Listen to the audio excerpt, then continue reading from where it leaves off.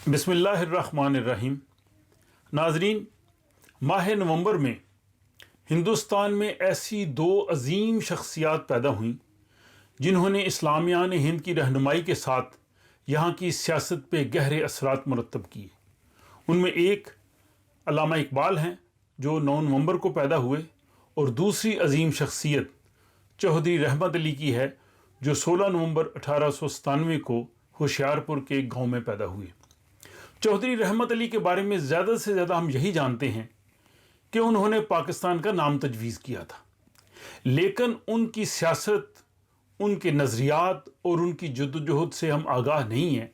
और इस मुख्तसर वीडियो में मैं आपको उनकी सियासी जद्दोजहद, उनके नज़रियात और उनके काम से मुतारफ़ कराने के साथ कुछ ऐसी गलत फहमियों का अजाला भी करना चाहूँगा जो उनके हवाले से मुख्तलिफ हलकों की जानिब से फैलाई जाती हैं। कि कभी तो वो कहते हैं जी कि पाकिस्तान का नाम चौधरी रहमत अली ने तजवीज़ नहीं किया था, ये कोई और शख्स थे उन्होंने किया था, या उन्होंने किसी और शख्स ने पाकिस्तान के नाम से कोई ऐसा अखबार निकाला था। ये ऐसी चीज़ें हैं कि जो तारीख़ को मस्ख़ करने के मुतरादिफ़ हैं। और दूसरा, चौधरी रहमत अली पे एक बहुत बड़ा जो है वो एतराज़ ये भी किया जाता है कि कायद-ए-आज़म से उनके शदीद इख्तलाफात थे, और यहाँ तक कि उन्होंने कायद-ए-आज़म को गद्दार तक कहा था। अब ये जो दूसरा जो उन पे इल्ज़ाम है, इसके बारे में मैं बाद में बात करता हूँ। पहले थोड़ा सा मैं चौधरी रहमत अली की जो जद्दोजहद है और उनके काम है उनसे आपको मैं ज़रूर आगाह करना चाहूँगा कि चौधरी रहमत अली ने अपनी इब्तदाई तालीम ज़िला होशियारपुर में हासिल करने के बाद उन्होंने लाहौर से तालीम हासिल की। उस वक़्त आप जानते हैं कि बर्रे सगीर में अंग्रेज़ों की हुकूमत थी और ऑल इंडिया मुस्लिम लीग 1906 में कायम हुई थी, लेकिन उस वक़्त ऑल इंडिया मुस्लिम लीग और कांग्रेस दोनों इकट्ठे मिलकर काम कर रहे थे, और कायद-ए-आज़म भी बेशक वक़्त दोनों जमातों में शामिल थे, बल्कि दोनों जमातों के इजलास भी इकट्ठे होते थे। बर्रे सगीर में अगर हम देखते हैं तो 1857 के बाद सिर्फ सर सैयद की ऐसी शख्सियत नज़र आती है कि जिन्होंने ये भांप लिया था कि मुस्तकबिल में मुसलमान और हिंदू शायद इकट्ठे ना रह सकें। और चौधरी रहमत अली वो वाहिद शख्सियत हैं जिन्होंने 1915 को बज़्म शिबली लाहौर में तकरीर करते हुए ये कहा कि मुसलमान जो बर्रे सगीर के हैं, इनकी जो हकूक़ हैं या जो इनका जो मुस्तकबिल है वो उसी सूरत में महफूज हो सकता है जब इनके लिए एक अलग मुल्क जो है वो होना चाहिए, एक अलग ख़ित्ता होना चाहिए। तो ये हिंदुस्तान की सियासत में एक पहला पत्थर था जो चौधरी रहमत अली ने फेंका, लेकिन वो शायद ज़्यादा इर्ताश पैदा नहीं कर सका, लेकिन लोगों ने इस पर सोचना शुरू कर दिया। 1917 को स्वीडन के दारुल हुकूमत स्टॉकहोम में इंटरनेशनल सोशलिस्ट कॉन्फ्रेंस हुई, जिसमें खैरी ब्रदर्स तशरीफ़ लाए, और उन्होंने वही बात जो चौधरी रहमत अली ने 1915 में की थी, उन्होंने भी यही की कि जो हिंदुस्तान के जो मुसलमान हैं वो शायद उनका मुस्तकबिल उसी सूरत में महफूज हो सकता है अगर उन्हें अलग वतन मिले। ये सिलसिला किसी न किसी तरह से जो है वो चलता रहा, और हम ये देखते हैं कि 1930 में जब अल्लामा इकबाल ने ऑल इंडिया मुस्लिम लीग के इजलास इलाहाबाद में जो अपना खुतबा सदारत पेश किया, उसमें उन्होंने एक खाका सा पेश किया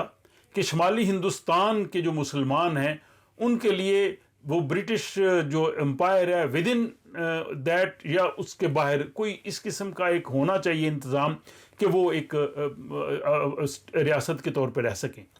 और अल्लामा ने बाद में भी ये कहा था कि मैंने एक अलग खुद मुख्तार मुल्क का मुतालबा नहीं किया, उन्होंने एक तजवीज़ पेश की थी और उनका मकसद ये था कि मुसलमानों के लिए ज़्यादा से ज़्यादा हकूक़ हासिल किए जाएँ। और यही ऑल इंडिया मुस्लिम लीग की जद्दोजहद थी कि ऑल इंडिया मुस्लिम लीग ने अलग मुल्क का जो है वो 1940 से अगर पहले देखें तो उनकी सारी जद्दोजहद ये थी कि मुसलमानों के लिए जो है वो हकूक़ ज़्यादा से ज़्यादा हासिल किए जाएँ। लेकिन हम ये देखते हैं कि चौधरी रहमत अली जब 1930 में बरतानिया मज़ीद तालीम के लिए आए, और फिर वहाँ पे 1931 से 1933 तक जो गोल मेज़ कॉन्फ्रेंसेस हुई, उस वक़्त जो लंदन था, बरतानिया था, वो बर्रे सगीर की सियासत का मरकज़ था, क्योंकि अंग्रेज़ इस पे हुक्मरान थे, और जितने भी बड़े बड़े रहनुमा थे वो लंदन आते थे। यहीं पे हिंदुस्तान की जो है वो मुस्तकबिल का फ़ैसला किया जाना था। تو گول میز کانفرنسز کے موقع پہ پہلے تو چودھری رحمت علی نے 1931 میں علامہ اقبال کو استقبالیہ دیا اور ان کے ساتھ جو ہے وہ اپنا ان کا جو نظریات تھے مسلمانوں کے لیے ایک الگ خطے کے وہ ان کے ساتھ ڈسکس کیے، اور گول میز کانفرنسز کے جو باقی شرکاء اس سے ملتے رہے، اور پھر 28 جنوری 1933 کو انہوں نے اپنا وہ مشہور جو ہے وہ پمفلٹ نو اور نیور وہ انہوں نے لکھا، اور اس میں انہوں نے کہا کہ اب نہیں تو کبھی نہیں، اور اس میں جو انہوں نے اسلامیہ ہند کے لیے جو ملک تھا وہ انہوں نے پاکستان کا اس میں نام بھی تجویز کیا، اور اس کے بعد انہوں نے پاکستان نیشنل موومنٹ ایک تنظیم کی بنیاد رکھی جس میں خواجہ عبد الرحیم اور بہت سے لوگ ان کے ساتھ شامل تھے، اور 1935 سے انہوں نے جو ہے وہ اپنا رسالہ پاکستان کے نام سے بھی شروع کیا۔ لیکن یہاں میں یہ بھی بتا دوں کہ ہم زیادہ سے زیادہ یہی جانتے ہیں، حالانکہ جو چودھری رحمت علی ہیں ان کو بر صغیر کے تمام مسلمانوں کی جو فکر تھی، علامہ کا جو خطبہ تھا 1930 وہ صرف شمالی ہندوستان کے مسلمانوں کے لیے تھا، لیکن چودھری رحمت علی نے صرف ایک ملک کا جو ہے وہ مطالبہ یا تصور نہیں دیا تھا، انہوں نے صرف پاکستان کا تصور نہیں دیا، انہوں نے 3 ملکوں کا دیا تھا۔ پاکستان جو شمالی ہندوستان کا علاقہ ہے جو آج کا مغربی پاکستان ہے، دوسرا اس نے جو حیدرآباد کے جو مسلمان ہیں ان کے لیے انہوں نے عثمانستان کا تصور دیا، اور تیسرا جو بنگال کے مسلمان ہیں ان کے لیے انہوں نے بانگستان کا کیا۔ تو میں سمجھتا ہوں کہ یہ ان کا تصور جو تھا یہ ایک بہترین تصور تھا کہ ہندوستان میں 3 ملک مسلم ملک بننے چاہیے، اور اس کے ساتھ ہی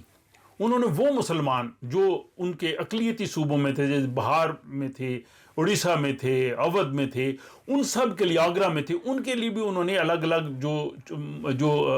خود مختار خطے ہیں، صدیقستان، فاروقستان، اور اس حوالے سے انہوں نے حیدرستان، نورستان، یہ بھی انہوں نے مطالبے کیے کہ جہاں جہاں ان خطوں میں مسلمان زیادہ ہیں۔ تو یہ ایک میں سمجھتا ہوں کہ اتنا شاندار ان کا منصوبہ تھا، اور اس منصوبے کو لے کے وہ جد و جہد کرتے رہے، اور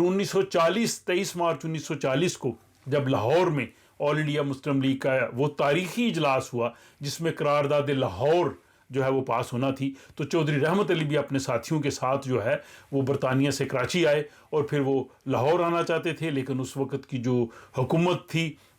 سر سکندر، انہوں نے ان کے پنجاب پہ داخلے پہ پابندی عائد کر دی، تو انہوں نے کراچی میں اپنا اجلاس منعقد کیا 21 مارچ کو، اور وہاں انہوں نے یہی مطالبہ پیش کیا کہ ہمارے لیے پاکستان کا ایک خطہ جو ہے وہ ہونا چاہیے۔ مزے کی بات یہ ہے کہ 23 مارچ 1940 کو جو آل انڈیا مسلم لیگ نے جو قرارداد وہاں پہ پاس کی، اس میں پاکستان کا لفظ موجود نہیں ہے، اور اس میں جو وفاق مختلف جو ہے وہ اکائیوں کی انہوں نے بات کی تھی، ایک ملک کی بات بھی نہیں کی گئی تھی۔ لیکن ہندو پریس نے اس کو جب اس قرارداد کو دیکھا تو ہندو پریس نے کہا کہ آل انڈیا مسلم لیگ نے جو ریزولوشن پاس کیا یہ تو بالکل وہی ہے جو چودھری رحمت علی کہہ رہے ہیں، یہ تو چودھری رحمت علی کے پاکستان کا تصور ہے، صرف انہوں نے مسلم لیگ نے نام نہیں لیا، لیکن باقی مطالبہ سارا چودھری رحمت علی کا ہے۔ تو انہوں نے اس قرارداد لاہور کو قرارداد پاکستان کہنا شروع کر دیا۔ اب مسلم لیگ کے پاس الگ ملک کے لیے نام نہیں تھا، کہہ رہے تھے کہ ہمیں خطہ ملنا چاہیے، نام نہیں تھا۔ جب ہندو پریس نے اس چیز کو اچھالا کہ جو ہے یہ جو ہے وہ قرارداد لاہور نہیں ہے، قرارداد پاکستان ہے، تو قائد اعظم نے ان کو کہا کہ شکریہ آپ کا کہ ہم ابھی سوچ ہی رہے تھے، آپ نے ہماری مشکل حل کر دی۔ تو مسلم لیگ نے اس کو اڈاپٹ کر لیا پاکستان کے نام کو، اور 1944 میں ریزولوشن پاس کر کے انہوں نے اکائیوں کی بجائے ایک ملک کی بات کی۔ تو یہ چودھری رحمت علی کی جو فکر تھی جو 1915 سے شروع ہوئی، جو 1933 میں نو اور نیور سے آئی، پھر انہوں نے پاکستان نیشنل موومنٹ بنائی، پھر جو 1940 کا ان کی جو لاہور کراچی میں جو اجلاس تھا، ان چیزوں نے نظریاتی طور پہ اثرات مرتب کیے۔ جب ایسی چیزیں پریس میں آتی ہیں، گفتگو ہوتی ہیں، تو یقیناً دوسروں کو متاثر کرتی ہیں۔ تو یہ مسلم لیگ کی جو ہے قیادت وہ بھی متاثر ہوئی، اور بالآخر جو ہے وہ پاکستان 14 اگست 1947 کو مارز وجود میں آیا۔ اس وقت چودھری رحمت علی جو تھے وہ لندن میں تھے۔ پاکستان بننے کے بعد اپریل 1948 کو وہ لاہور آئے، اور ان کے خوابوں کی جو سرزمین تھی وہ پاکستان تھا، اور وہ یہاں رہنا چاہتے تھے، یہاں کی سیاست میں بھی وہ کردار ادا کرنا چاہتے تھے، لیکن کشمیر کے جو مسلمانوں کے ساتھ زیادتی ہو رہی تھی، کشمیر جو تقسیم ہوا، اس پہ چودھری رحمت علی کو انتہائی قلق تھا۔ وہ اقوام متحدہ بھی گئے اور وہاں بھی انہوں نے کشمیر کے مسئلے کو دنیا کے سامنے پیش کیا، اور وہ یہاں بھی اپنا کردار ادا کرنا چاہتے تھے۔ لیکن پاکستان بننے کے فوراً بعد جو بیوروکریسی اور قائد اعظم نے اگر کہا بھی نہیں تھا، لیکن ان کی بات سچ ثابت ہوئی کہ ان کے جو کھوٹے سکے تھے انہوں نے جو حشر کیا۔ ابھی اگر آپ اس پہ انشاءاللہ میں الگ سے بات کروں گا کہ جن لوگوں نے قائد اعظم کے پاکستان کے بیڑا غرق کیا، جس میں اسکندر مرزا ہیں، جس میں غلام محمد ہیں، جس میں چودھری محمد علی ہیں، ایوب خان ہیں، جن لوگوں کا پاکستان اور تحریک پاکستان سے دور کا واسطہ نہیں تھا، وہ جو ہے وہ سارا کا سارا ان کا اثر شروع سے ہی آ گیا بیوروکریسی میں اور حکومتوں میں۔ اور چودھری رحمت علی کے ساتھ بھی ایسا ہوا کہ ان کو اتنا مجبور کر دیا گیا کہ وہ اکتوبر 1948 کو یہاں سے چلے گئے، لیکن وہاں جا کے بھی برطانیہ میں انہوں نے اپنی جو جدوجہد تھی اور خصوصاً کشمیر کے لیے وہ انہوں نے جدوجہد جاری رکھی، اور وہ پھر 3 فروری 1951 کو اس جو ہے وہ جہان فانی سے رخصت ہوئے، اور وہیں کیمبرج میں انہیں امانتاً دفن کیا گیا۔ تو میں سمجھتا ہوں کہ وہ ہمارے عظیم قومی ہیرو ہیں، اور انہیں جو ہے وہ وہاں پہ امانتاً دفن ہے۔ اب جو موجودہ حکومت ہے، وزیر اعظم جناب عمران خان، انہوں نے اقتدار میں آنے سے قبل تحریری معاہدہ کیا تھا کہ چودھری رحمت علی کے جسد خاکی کو واپس لا کے پورے قومی اعزاز کے ساتھ جو ہے جس کے وہ حقدار ہیں پاکستان میں سپرد خاک کیا جائے گا۔ میں سمجھتا ہوں کہ اب وقت ہے کہ حکومت جو ہے وہ اپنے اس وعدے کو پورا کرے اور چودھری رحمت علی جس کے وہ مستحق ہیں ان کو واپس لایا جائے۔ چودھری رحمت علی کے بارے میں یہ بہت سی تفصیلات جو ہیں بہت سے لوگوں نے کتابیں لکھی ہیں، جن میں سے یہ بڑی اہم آپ کو پس منظر میں نظر آ رہی ہے جناب کے عزیز کی۔ میں چودھری گلزار صاحب کا جو چودھری رحمت علی ٹرسٹ لاہور میں اس کے وہ چیئرمین ہیں، ان کا مشکور ہوں کہ انہوں نے خصوصی طور پہ سویڈن مجھے یہ کتاب بھیجی، اور اس میں چودھری رحمت علی کی زندگی کے ان پہلوؤں کو بھی دیکھا جو جن سے ہم آشنا نہیں ہیں۔ اب وہ بات جو قائد اعظم پہ الزام ہے کہ انہوں نے قائد اعظم کے ساتھ جو ہے وہ ان کا جو ہے وہ شدید اختلافات تھے، اور وہ اس کی وجہ سے جو ہے وہ مسلم لیگ کی قیادت بھی انہیں پسند نہیں کرتی تھی، تو اس سلسلے میں یہ ضرور عرض کروں گا کہ پاکستان کے حصول کے لیے یا ایک الگ ملک حاصل کرنے کے لیے قائد اعظم اور چودھری رحمت علی میں کوئی اختلاف نہیں تھا۔ اختلاف تو ان لوگوں میں تھا جو پاکستان جو مسلمان تھے، جو اسلامی مسلمان جو سیاسی جماعتوں کے رہنما تھے، جس میں عطاء اللہ شاہ بخاری ہیں، جس میں خاکسار تحریک کے قائد ہیں، جس میں جمعیت علماء ہند ہیں، وہ تو پاکستان کے وجود کے ہی مخالف تھے۔ چودھری رحمت علی پاکستان چاہتے تھے، قائد اعظم چاہتے تھے۔ چودھری رحمت علی کی ایک سوچ تھی کہ ہمیں ایک مضبوط پاکستان ملنا چاہیے، وہ کشمیری مسلمانوں کی آزادی کا بھی وہ سوچ رہے تھے، وہ حیدرآباد اور جو بہار کے مسلمان ہیں ان کی آزادی کا بھی سوچ تھے۔ اس لیے رستہ اختیار کرنے میں ان میں اختلاف تھا، اور چونکہ انہوں نے بہت کوشش کی کہ مجھے قائد اعظم سے ملنے دیا جائے، لیکن یہی وہ بیوروکریسی تھی کہ جس نے جیسے وہ کشمیری وفد شیخ عبداللہ کا آیا تھا جی ایم صادق اور کامریڈ شفیع کی قیادت میں، اور سردار ابراہیم لاہور میں تھے، ان کو قائد اعظم سے نہیں ملنے دیا گیا۔ اسی طرح چودھری رحمت علی کو نہیں ملنے دیا گیا۔ اگر چودھری رحمت علی کو قائد اعظم سے ملنے دیا جاتا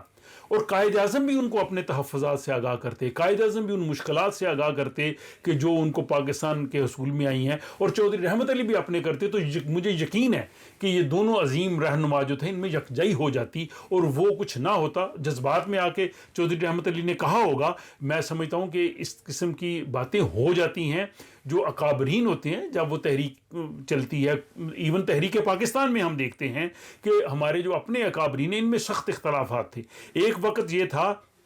کہ قائد اعظم اور علامہ اقبال مسلم لیگ کے دو الگ الگ دڑوں میں تھے، اور جو لوگ کہتے ہیں کہ چودھری رحمت علی نے قائد اعظم کو غدار کہا ہے، میں ان سے کہتا ہوں کہ وہ تاریخ کے ان اوراق کو پلٹیے اور 1928 میں جائیے۔ 1928 میں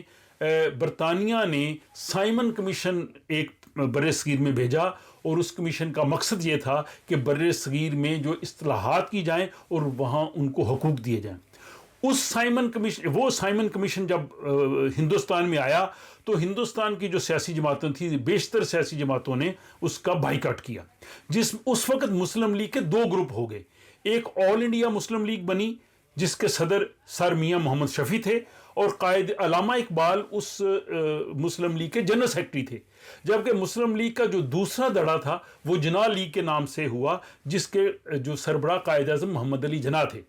اب جناح لیگ جو تھی قائد اعظم کی قیادت میں، اس نے سائمن کمیشن کا بائیکاٹ کیا، جبکہ جو آل انڈیا مسلم لیگ جو سر میاں محمد شفیع جس کے صدر تھے اور سر اقبال جس کے جو وہ کہہ لیں جنرل سیکرٹری تھے، انہوں نے سائمن کمیشن کو خوش آمدید کہا اور انہوں نے کہا جی کہ ہم ان کا استقبال بھی کریں گے اور ہم ان کے ساتھ کام بھی کریں گے۔ اب نوبت یہاں تک آ گئی کہ ایک دوسرے کو، مسلم لیگ کے جو دونوں دھڑے تھے، انہوں نے ایک دوسرے کو غدار تک کہا۔ تو اگر انہوں نے ایک دوسرے کو غدار تک اس وقت کہہ دیا، وہ ایک وقتی یا جذباتی الاؤ ہے، تو اس کو ہم صرف نظر کرتے ہیں، ہم اس کو نہیں اچھالتے۔ تو میں سمجھتا ہوں کہ اگر چودھری رحمت علی کے کچھ اس قسم کے الفاظ ہوں تو ان کو بھی اچھالنا چاہیے۔ کہتے ہیں کہ بزرگوں کی جو خطا ہوتی ہے اس کو خطا کہنا ہی دراصل خطا ہے، تو ایسی چیزیں نہیں ہونی چاہیے۔ چودھری رحمت علی جو ہیں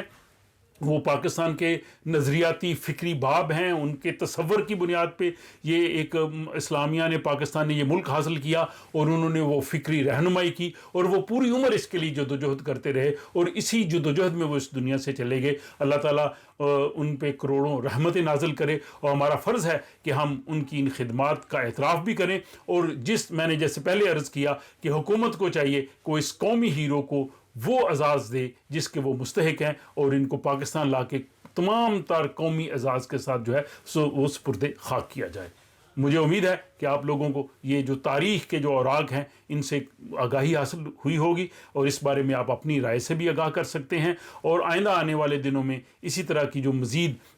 جو